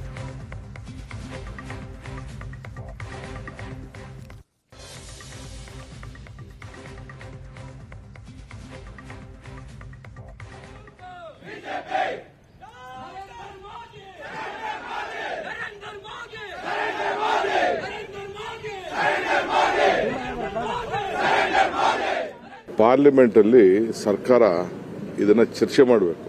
ಇವತ್ತರೆಗೂ ಚರ್ಚೆ ಮಾಡೋಕ್ಕೆ ಅವಕಾಶ ಕೊಡ್ತಾ ಇಲ್ಲ. ಅದಕ್ಕೆ ನಮ್ಮ ಎಲ್ಲ MP ಗಳು, ಇಂಡಿಯಾ ಒಕ್ಕೂಟದ MP ಗಳೆಲ್ಲ ನಿನ್ನೆಲ್ಲ ಪ್ರತಿಭಟನೆ ಮಾಡಿದ್ದಾರೆ. ಯಾಕೆ ಅವ್ರಿಗೆ ಭಯ? ನಿಮ್ಮ ಫಾರಿನ್ ಪಾಲಿಸಿ ಇವತ್ತಿಂದ ನಾವು ಇರಾನ್ ಜೊತೆ ಸಂಬಂಧ, ನಮಗೆ ಸ್ಟಾಕ್ ಇಲ್ಲ. ಈಗಾಗಲೇ ಡೀಸೆಲ್ ಬೆಲೆ ನಿನ್ನೆನೆ ಹೆಣ್ಮಕ್ಳು ವರ್ಲ್ಡ್ ವುಮನ್ ಡೇ ದಿನನೇ 60 ರೂಪಾಯಿ ಏರಿಕೆ ಮಾಡಿ ಎಲ್ಲರಿಗೂ ಮಾಡಿದ್ದಾರೆ. MP ಗಳು ಯಾಕೆ ಮಾತಾಡ್ತಾ ಇಲ್ಲ? MP ಗಳು ಒಬ್ರು ಮಾತಾಡ್ತಾ ಇಲ್ಲ. ಈ ಗ್ಯಾಸ್ ಬೆಲೆದು, ಗ್ಯಾಸ್ ತೊಂದರೆ ಆಗಿರೋದು ಈಗ ಎಲ್ಲ ಸ್ಟ್ರೈಕ್ ಮಾಡ್ತಾರಲ್ಲ, MP ಗಳು ಅದ್ರ ಬಗ್ಗೆ ಮಾತಾಡಲಿ. ಎಲ್ಲದಕ್ಕೂ ಧ್ವನಿ ಎತ್ತಾರೆ, ಬಹಳ ವಿಚಿತ್ರವಾಗಿ ಧ್ವನಿ ಎತ್ತಾರೆ, ಎಲ್ಲ ಮಾತಾಡ್ತೀನಿ. ಇಂಧನ ಸಚಿವರಾದಂಥ ಹರ್ದೀಪ್ ಸಿಂಗ್ ಪುರಿ ಅವರು ನಮಗೆ 75 ದಿನ ಪೂರೈಕೆ ಆಗಷ್ಟು ಇಂಧನ ಇದೆ ನಮ್ಮ ಹತ್ರ ಅಂತ ಹೇಳ್ತಾರೆ. ಆದರೆ ಸರ್ಕಾರದಲ್ಲಿ ಏನಾಗ್ತಾ ಇದೆ, ಏನಾಗ್ತಾ ಇಲ್ಲ ಅಂತ ಕೇಂದ್ರ ಸರ್ಕಾರಕ್ಕೆ ಗೊತ್ತಿಲ್ಲ, ಸಚಿವರಿಗೆ ಗೊತ್ತಿಲ್ಲ. ನೀವು ಹೇಳ್ದಂಗೆ ಹೋಟೆಲ್ ಮಾಲೀಕರು ಇರಬಹುದು, ಸಣ್ಣ ಪುಟ್ಟ ಬಿಸ್ನೆಸ್ಗಳಿರಬಹುದು, ಅವರು ಆತಂಕದಲ್ಲಿದ್ದಾರೆ. ಇದು ಮಾತೆತ್ತಿದ್ರೆ ವಿಶ್ವಗುರು ವಿಶ್ವಗುರು ಅಂತಾರಲ್ಲಪ್ಪ. ಏನು ಇದ ಮಾಡೋದು? ನಿಮ್ದು ಇಬ್ರು ದೋಸ್ತಗಳು, ಟ್ರಂಪ್ ನಿಮ್ ಬೆಸ್ಟ್ ಫ್ರೆಂಡ್ ಅಂತೀರಾ, ಇಬ್ರು ಸಮುದ್ರದ ಅಲೆಗಳಲ್ಲಿ ಓಡಾಡ್ತೀರಾ ಪ್ಯಾಂಟ್ ಏರ್ಸ್ಕೊಂಡು. ಇದು ನಮ್ಮ ರಾಷ್ಟ್ರದ ವಿದೇಶಾಂಗ ನೀತಿ ಮತ್ತೆ ಆರ್ಥಿಕ ನೀತಿಯ ವೈಫಲ್ಯ. ಬರೇ ಮನ್ ಕಿ ಬಾತಿಗೆ ಅವರು ಪ್ರಧಾನಮಂತ್ರಿ ಆಗಿದ್ದಾರೆ, ರೀಲ್ಸ್ ಮಾಡ್ಲಿಕ್ಕೆ ಪ್ರಧಾನಮಂತ್ರಿ ಆಗಿದೆ. ಇವತ್ತು ಎಸ್ಮಾ ಜಾರಿ ಆಗಿದೆ ಅಲ್ಲ, ಯಾರ ಜವಾಬ್ದಾರಿ ಅದಕ್ಕೆ? ಮೋದಿ ಸರ್ಕಾರಕ್ಕೆ, ಕೇಂದ್ರ ಸರ್ಕಾರಕ್ಕೆ ಅಭಿನಂದನೆಯನ್ನು ಸಲ್ಲಿಸಲಿಕ್ಕೆ ಬಯಸ್ತೇನೆ. ಇದು ಅವರು ಕೊಟ್ಟಂತ ಒಂದು ಕೊಡುಗೆ ಅಂತ ಹೇಳಲಿಕ್ಕೆ ಬಯಸ್ತೇನೆ. ಮೊನ್ನೆ ಮಹಿಳಾ ದಿನಾಚರಣೆಯ ದಿನದಿಂದನೇ ಗ್ಯಾಸ್ ಸಿಲಿಂಡರ್ ಬೆಲೆ ಜಾಸ್ತಿ ಆಗಿದೆ. ಸೊ ಎಲ್ಲಿ ಸ್ಮೃತಿ ಇರಾನಿ ಅವರು ಎಲ್ಲೋ ಯಾಕೋ ಕಾಣಿಸ್ತಾ ಇಲ್ಲ. ಏನು ಯುದ್ಧ ನಡೀತಾ ಇದೆ, ಆ ಯುದ್ಧದಿಂದ ಇಡೀ ವಿಶ್ವದ ಮೇಲೆ ಪರಿಣಾಮ ಬೀರ್ತಾ ಇದೆ. ಇನ್ನು ಬರ್ತಾ ಬರ್ತಾ ನೋಡಿ, ಇದು ಬರೀ ಶುರು ಆಗಿದೆ ಅಷ್ಟೇ. ಬರ್ತಾ ಬರ್ತಾ ನೋಡಿ ಭಾರತ ದೇಶಕ್ಕೆ ಬಹಳಷ್ಟು ಸಂಕಷ್ಟ ಎದುರಾಗಲಿದೆ. ಈ ಒಂದು ಬೆಲೆ ನಿಯಂತ್ರಣವನ್ನು ಮಾಡಬೇಕು, ಜೊತೆಯಲ್ಲಿ ಗ್ಯಾಸ್ನ ಸಿಲಿಂಡರ್ನ ಇಮಿಡಿಯೇಟ್ ಆಗಿ ಎಷ್ಟು ಬೇಕು ಅಷ್ಟು ಪೂರೈಕೆ ಮಾಡೋದ್ರಲ್ಲಿ ಗಮನ ಹರಿಸಬೇಕು. ಭಾರ ಬಿದ್ದಿದೆ, ಅದ್ರ ಬಗ್ಗೆ ಪ್ರಶ್ನೆ ಇಲ್ಲ. ಆದರೆ ಇದಕ್ಕೆ ಮುಖ್ಯ ಕಾರಣ ಅರಬ್ ಕಂಟ್ರೀಸ್ ಏನಿವೆ, ಇಸ್ರಾಯೇಲ್, ಈಜಿಪ್ಟ್, UAE, ನಮ್ಮ ಟ್ರಂಪ್ ಸಾಹೇಬರ ಕೃಪೆಯಿಂದ ಏನು ಯುದ್ಧ ನಡೀತಾ ಇದೆ ಅದರ ದುಷ್ಪರಿಣಾಮಗಳು ಇವು. ಹಾಗಾಗಿ ಭಾರತ ಸರ್ಕಾರ ಎಷ್ಟು ಇಂಪೋರ್ಟ್ ಮಾಡಲಿಕ್ಕೆ ಸಾಧ್ಯ ಅಷ್ಟು ಇಂಪೋರ್ಟ್ ಮಾಡಿ ಬೆಲೆ ಕಡಿಮೆ ಮಾಡಲಿಕ್ಕೆ ಪ್ರಯತ್ನ ಮಾಡಬೇಕಂತ ಭಾರತ ಸರ್ಕಾರನ ಒತ್ತಾಯ ಮಾಡ್ತಾ ಇದೆ. ಇನ್ನು ಶೋಭಾ ಕರಂದ್ಲಾಜೆ ಅವರು ಕೇಂದ್ರ ಪೆಟ್ರೋಲಿಯಂ ಸಚಿವ ಹರ್ದೀಪ್ ಸಿಂಗ್ ಪುರಿ ಅವರನ್ನ ಭೇಟಿಯಾಗಿ ಪರಿಸ್ಥಿತಿಯನ್ನ ವಿವರಿಸಿದ್ದಾರೆ. ಇದು ಕೃತಕವಾಗಿ ಸೃಷ್ಟಿ ಮಾಡಲಾಗಿರುವ ಅಭಾವ ಅನ್ನುವಂಥದ್ದು ಶೋಭಾ ಕರಂದ್ಲಾಜೆ ಅವರ ಆಕ್ರೋಶ.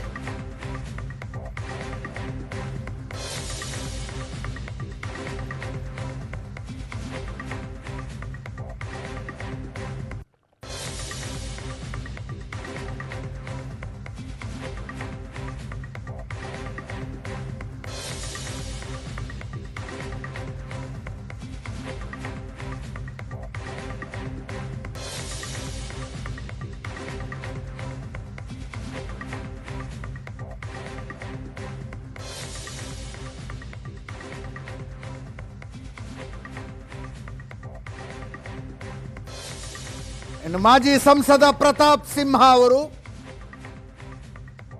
ಸಂದಿಗ್ಧ ಪರಿಸ್ಥಿತಿ, ಜನ ಸಹಕಾರ ಕೊಡಬೇಕು, ಹಿತಮಿತವಾಗಿ ಗ್ಯಾಸ್ ಬಳಕೆ ಮಾಡಬೇಕು, ಬೇರೆ ದೇಶಗಳಲ್ಲಿ ಇಂಧನ ಕೊಂಡುಕೊಳ್ಳೋದಕ್ಕೆ ಆಗದಂಥ ಪರಿಸ್ಥಿತಿ ಇದೆ ಅಂತ ಜನರಿಗೆ ಮನವಿ ಮಾಡಿಕೊಂಡಿದ್ದಾರೆ.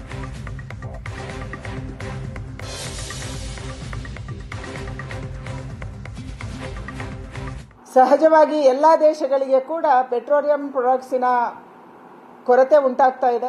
ನಮ್ಮೆಲ್ಲರಿಗೆ ಕೂಡ ಪ್ರಪಂಚದಲ್ಲಿ ನಡೀತಾ ಇರುವಂತಹ ವಿದ್ಯಮಾನಗಳು ಅರಿವಿದೆ. ಹರ್ದೀಪ್ ಸಿಂಗ್ ಪುರಿ ಅವರಿಗೆ ಮಾತಾಡಿದೆ, ಇವತ್ತು ಖುದ್ದಾಗಿ ಭೇಟಿ ಮಾಡಿ ಕರ್ನಾಟಕದ ಮತ್ತು ದೇಶದ ಹಲವಾರು ಭಾಗಗಳ ಸ್ಪೆಷಲಿ ಹೋಟೆಲ್ ಉದ್ಯಮದ ಭಾವನೆಗಳನ್ನ, ಅವರ ಸಮಸ್ಯೆಯನ್ನ ತಿಳಿಸಿದ್ದೀನಿ.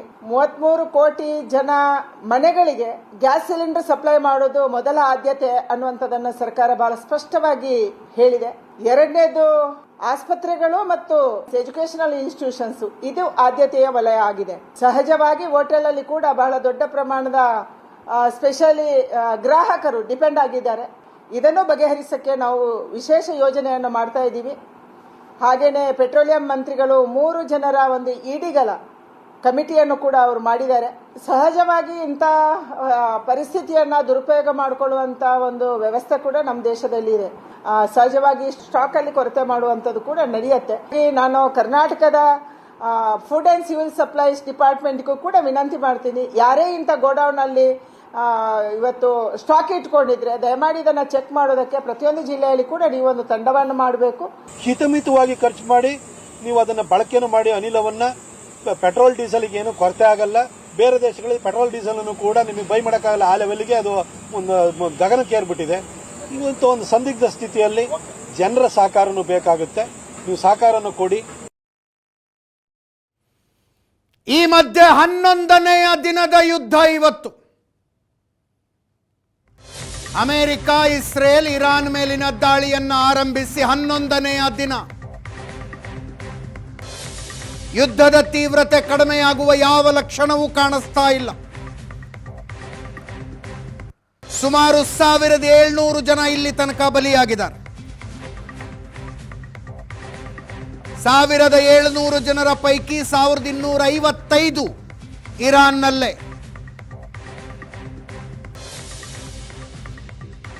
ಇನ್ನು ಇಸ್ರೇಲ್ ಲೆಬನಾನ್ನ ಹೆಜ್ಬುಲ್ಲಾ ಭಯೋತ್ಪಾದಕ ಸಂಘಟನೆಯ ನೆಲೆಗಳ ಮೇಲೆ ನಡೆಸ್ತಾ ಇರುವ ದಾಳಿಗೆ 400 ಜನ ಬಲಿಯಾಗಿದ್ದಾರೆ.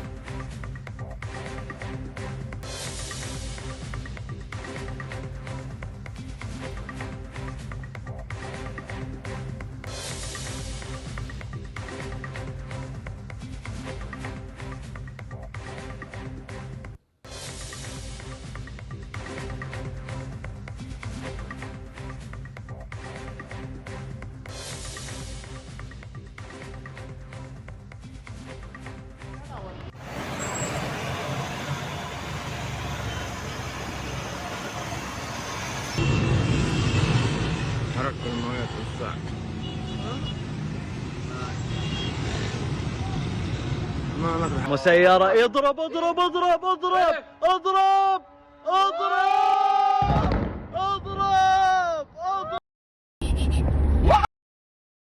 مسيرة اضرب اضرب اضرب اضرب اضرب اضرب.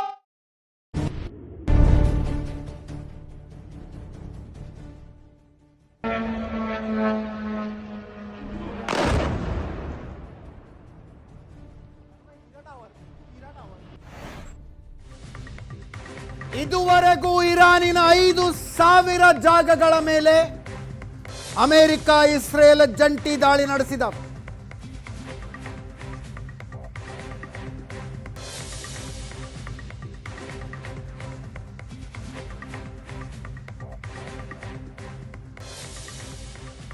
ಐದು 5,000 ಜಾಗಗಳು. ಇರಾನ್ ಪ್ರತಿರೋಧ ಒಡ್ಡುತ್ತಾನೆ ಇದೆ.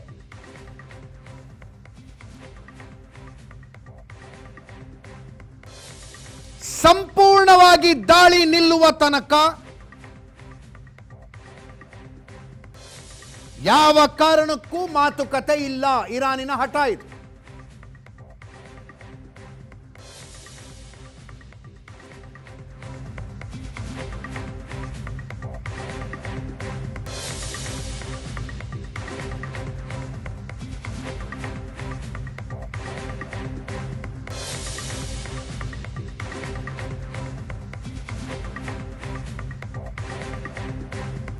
ಎರಡು ಮೂರು ದಿನದಲ್ಲಿ ಆಡಳಿತ ಬದಲಾವಣೆ ಮಾಡಬಹುದು ಅಂದ್ಕೊಂಡಿದ್ರು, ಗೆದ್ದೆ ಬಿಟ್ವಿ ಅಂತ ಭಾವಿಸಿದ್ರು. ಆದರೆ ಅಮೆರಿಕ ವಿಫಲ ಆಗಿದೆ.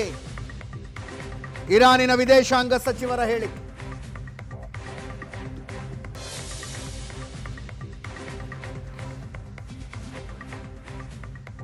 ಇನ್ನೊಂದು ಕಡೆ IRGC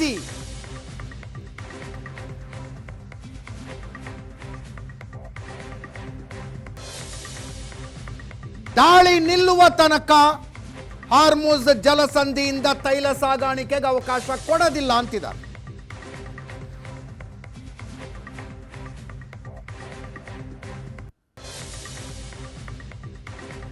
ಸಂಪೂರ್ಣವಾಗಿ ದಾಳಿ ನಿಂತರೆ ಮಾತ್ರ ಹಾರ್ಮುಜ್ ಜಲಸಂಧಿಯಿಂದ ಆಯಿಲ್ ಟ್ಯಾಂಕರ್ಗಳನ್ನು ಹೊರಗೆ ಬಿಡ್ತೀವಿ.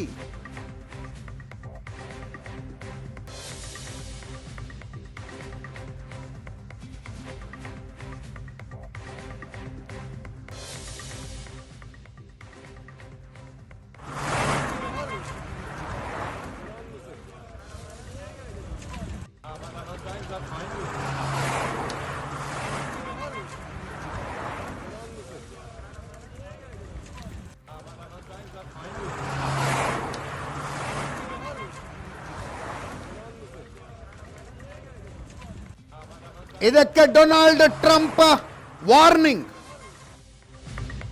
ಇಡೀ ಜಗತ್ತನ್ನ ಇರಾನ್ ಒತ್ತೆಯಾಳಾಗಿ ಇರಿಸಿಕೊಳ್ಳೋದಕ್ಕೆ ನಾವು ಬಿಡೋದಿಲ್ಲ.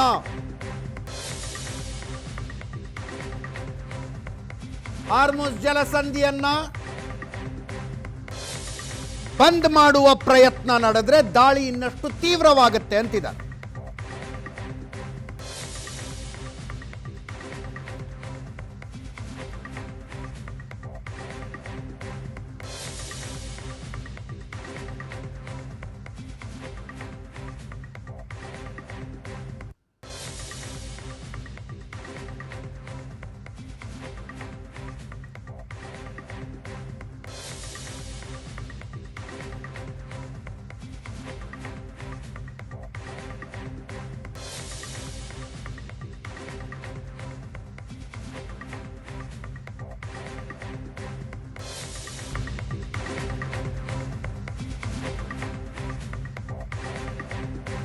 ಇರಾನಿನ 5,000 ಸ್ಥಳಗಳ ಮೇಲೆ 5,000 ಟಾರ್ಗೆಟ್ಗಳ ಮೇಲೆ ಅಮೆರಿಕ ಇಸ್ರೇಲ್ಗಳ ಜಂಟಿ ದಾಳಿ ನಡೆದಿದೆ. ದಾಳಿ ನಿಲ್ಲೋ ತನಕ ಮಾತುಕತೆ ಇಲ್ಲ.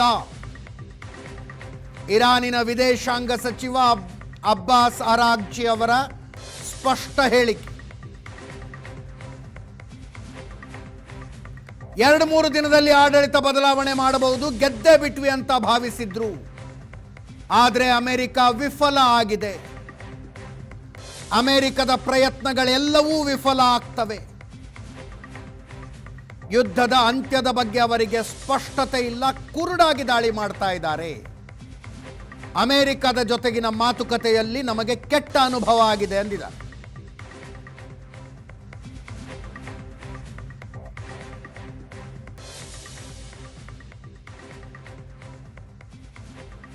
ಮತ್ತೊಮ್ಮೆ ನನ್ನ ಕೊಲೀಗ್ ಪ್ರಶಾಂತನಾಥ್ ಹಾಗೂ ರವೀಂದ್ರನಾಥ್ ಕೌಶಿಕ್ ಆರ್ಥಿಕ ತಜ್ಞರು ನಮ್ಮನ್ನು ಜಾಯ್ನ್ ಆಗಿದ್ದಾರೆ.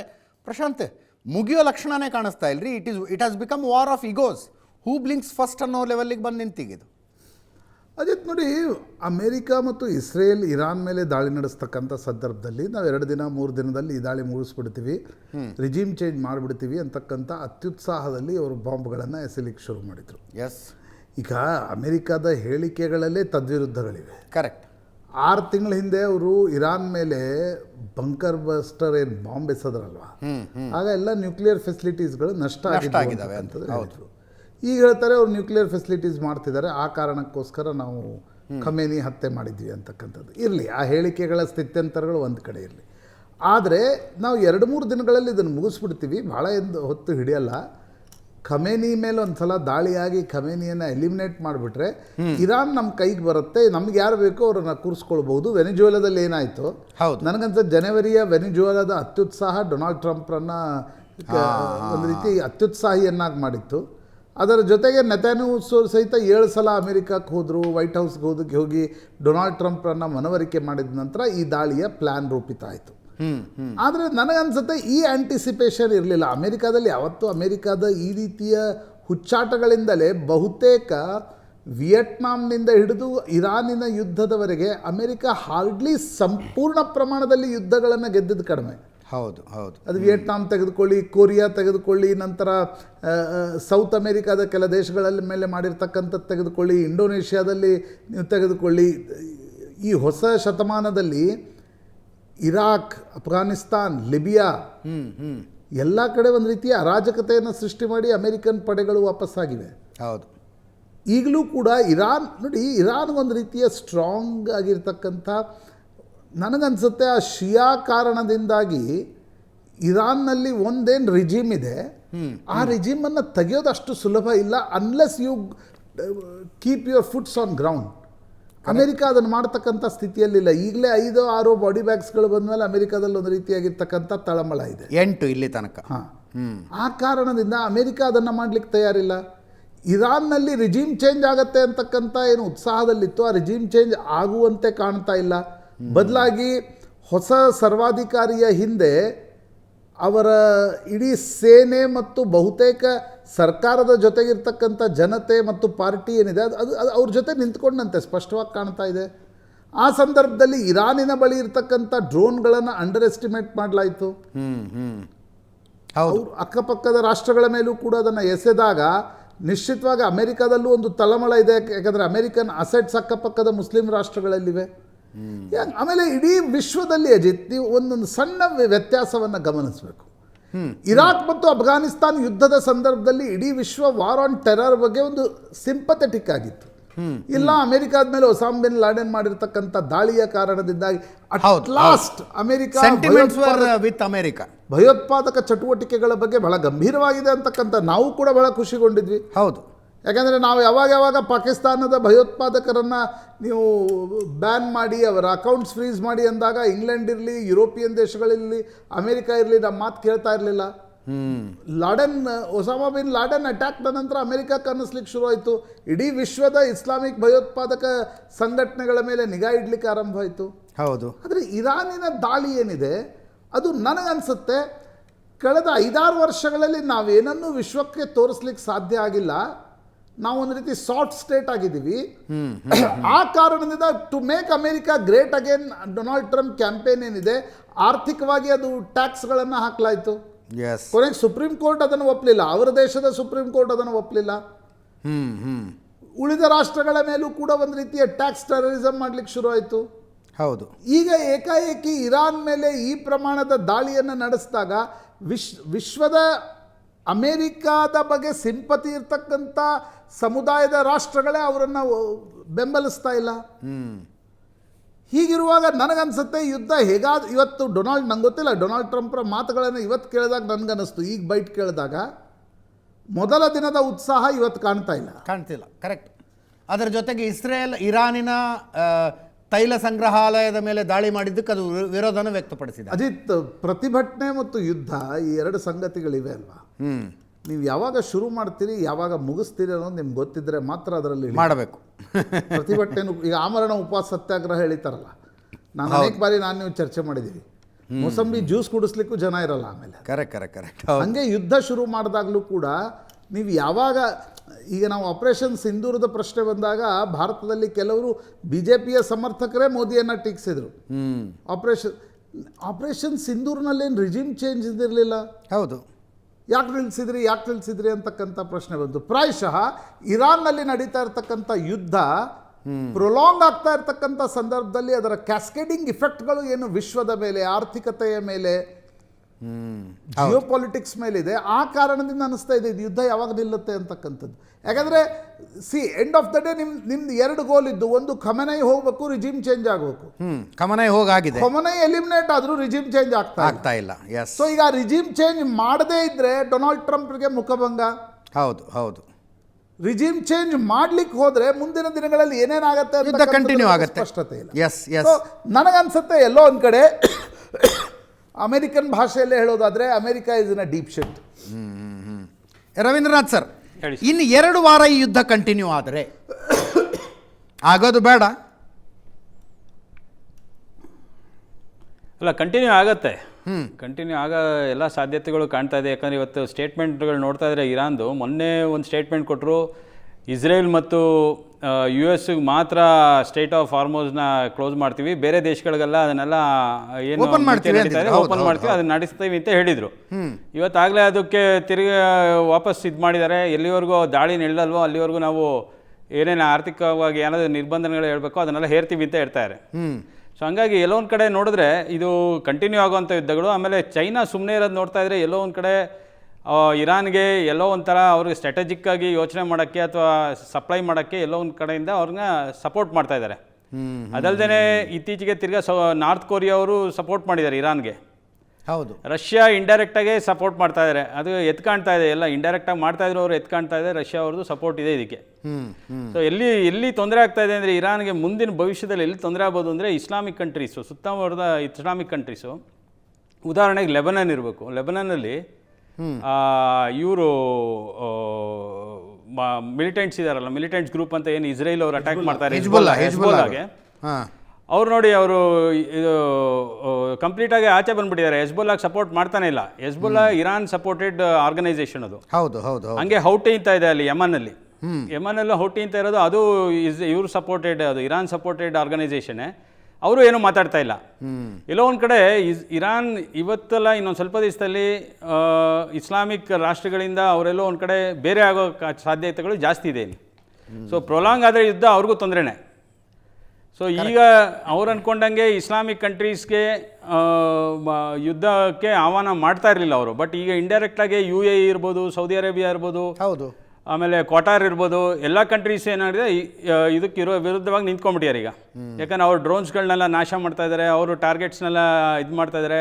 ಆಮೇಲೆ ಎಸ್ಪೆಷಲಿ ದುಬೈ 30 ವರ್ಷದಿಂದ ಕಟ್ಟಿ ಬೆಳೆಸಿದಂಥ ಸಾಮ್ರಾಜ್ಯ ಏನಿದೆ ಅವ್ರದ್ದು, ಸೇಫೆಸ್ಟ್ ಪ್ಲೇಸ್ ಅಂತ ಏನಂತ ಇದ್ರು, ಹೆವನ್ ನಾನು ಅರ್ಥ ಅಂತಲ್ಲ ಏನಂತ ಇದ್ರು, ಇವತ್ತು ಅದೇ ಎಲ್ಲೋ ಒಂದು ಕಡೆ ಟೂರಿಸಮ್ ಅಟ್ರಾಕ್ಷನ್ನು ಇಲ್ಲ, ಮತ್ತು ಬಿಸ್ನೆಸ್ ವೆಂಚರ್ಸ್ಗಳಿಗೂ ಅಟ್ರಾಕ್ಷನ್ ನಡೀತಾ ಇಲ್ಲ ಅಲ್ಲಿ. ಸೊ ಎಲ್ಲೋ ಒಂದು ಕಡೆ ಇದು ತುಂಬ ದಿವಸ ಕಂಟಿನ್ಯೂ ಆದಷ್ಟು ಇರಾನ್ಗೆ ನಷ್ಟ ಆಗುತ್ತೆ. ರೆಜಿಮ್ ಚೇಂಜ್ ಒಂದೇ ಅಲ್ಲ, ಇರಾನಲ್ಲಿ ಇಂಟರ್ನಲಿನೂ ಆಗಲೇ ಅಲ್ಲಿ ಅವ್ರದ್ದಾದಂಥ ಗಲಾಟೆಗಳು ನಡೀತಾ ಇದೆ. ಸಿನ್ಸ್ ಅದು ಎಷ್ಟು ಜನ ಸತ್ತಿದ್ದಾರೆ ಅಂತ ಇನ್ನೂ ಗೊತ್ತಿಲ್ಲ, ಅದು ಮೀಡಿಯಾಗೆ ಬರ್ತಾ ಇಲ್ಲ, ಮತ್ತು ಇಂಟರ್ನೆಟ್ ಎಲ್ಲ ಬ್ಲಾಕ್ ಮಾಡಿದ್ದಾರೆ. 55 ಅಂತ ಹೇಳ್ತಾರೆ. ಅಲ್ಲ, ಅದು ಯುದ್ಧದಿಂದ ಆಗಿರೋದು. ಮುಂದುವರಿಯೋದು ಇರಾನ್ನ ದೃಷ್ಟಿಯಿಂದ ಕೂಡ ಒಳ್ಳೇದಲ್ಲ, ಇರಾನ್ ದೃಷ್ಟಿಯಿಂದನೂ ಒಳ್ಳೇದಲ್ಲ. ಲಾಂಗ್ ಟರ್ಮ್ ಅಲ್ಲಿ ಇರಾನ್ಗೆ ತೊಂದರೆ ಆಗುತ್ತೆ. ಇವತ್ತೇನೋ ಕಚ್ಚಾ ತೈಲದ ಬಗ್ಗೆ ಅವರು ಡಾಮಿನೇಟ್ ಮಾಡ್ತಾ ಇರ್ಬೋದು market, but that is not the factor always which remains. Correct. So ಆರ್ಥಿಕವಾಗಿ ಬೆಳಿಬೇಕು ಅಂದರೆ ಫುಡ್ ಸಪ್ಲೈಯು ನೋಡ್ಬೇಕಾಗತ್ತೆ. ಇರಾನಲ್ಲಿ ಆದಷ್ಟು 80% ಇಂಪೋರ್ಟ್ ಮಾಡೋದೇ ಫುಡ್ ಪ್ರಾಡಕ್ಟ್ಸ್ನ. ಸೊ ಇದೆಲ್ಲ ತೊಂದರೆಗಳಿದೆ ಅವ್ರಿಗೂ. ಹಂಗಾಗಿ ಅವರು ತುಂಬ ದಿನ ಕಂಟಿನ್ಯೂ ಮಾಡೋಕ್ಕೆ ಇಷ್ಟಪಡಲ್ಲ. ಕರೆಕ್ಟ್. ಇದೆಲ್ಲ ಸ್ಟ್ರಾಟಜಿ ಅಷ್ಟೇ. ನೀನು ಅರ್ಥಂಗೆ ಮಾಡು, ನಾನು ಗಿಂಟಿದ್ದೀನಿ, ನಿನ್ಗೆ ಅರ್ಥಂಗೆ ಮಾಡು ಅಂತ ಹೇಳೋದು ಇವೆಲ್ಲ. Thank you so much Ravindranath sir, thank you so much. Prashant, ಇದರೊಂದಿಗೆ ಈ ವಿಶೇಷ ಕಾರ್ಯಕ್ರಮ ಮುಗಿಸ್ತಾ ಇದ್ದೀವಿ. ನೇರ ದಿಟ್ಟ ನಿರಂತರ ಸುದ್ದಿಗಾಗಿ ನೋಡ್ತಾ ಇರಿ ಏಷ್ಯಾನೆಟ್ ಸುವರ್ಣ ನ್ಯೂಸ್.